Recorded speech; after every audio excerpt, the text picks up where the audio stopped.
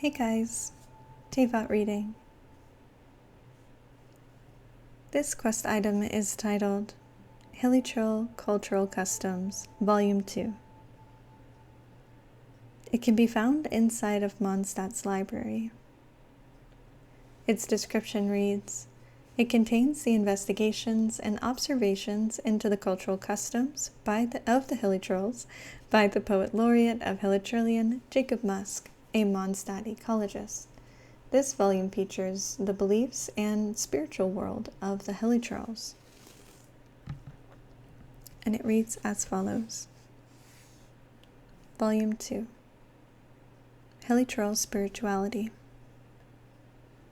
Just as the inhabitants of the 7 nations of Teyvat each have their own religious beliefs, so too do the Hilichurls.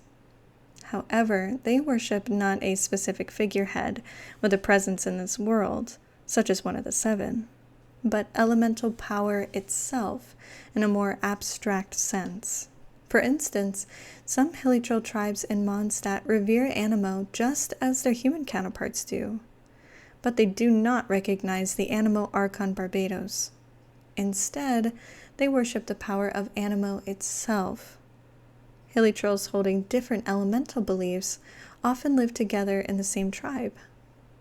An individual Hilichurl's elemental affiliation can be deduced from the designs on their masks and the color of their body paint. First-hand observations indicate that the shaman responsible for organizing offerings and worship ceremonies for the tribe applies a colored dye to their hair and skin, with the color representing the element they worship. Shamans are dressed and adorned more ornately than ordinary tribe members, but owing to the limited intelligence of the Hilichurls, it is highly doubtful that any of the fine ornaments worn are crafted by their own hand. The shaman is the spiritual leader of his tribe. He leads them in song and dance during worship, singing hymns of praise to the elements. If there is leftover meat from the hunt, the Hilichurls place it on the altar, raw, as a sacrifice.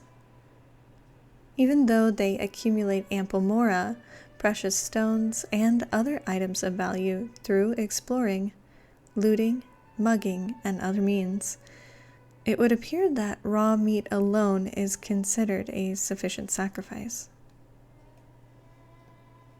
It would appear that the Hilichurls possess no concept of either the past or the future, living only in the present. They do not intentionally store up food for survival, nor do they commemorate their deceased forebears. Though crude attempts at something like calligraphy have been widely observed within their camps, closer inspection reveals these markings not to be nothing more than botched imitations of what they have seen in ancient ruins, possessing no originality whatsoever. Hilichurls do seem to have an inexplicable affinity for remnants of the past, evidenced by the fact that ruins are one of their preferred locations to camp. But investigations thus far have turned up nothing which might hint at the true nature of their connection with the lost civilization to which these ruins belong.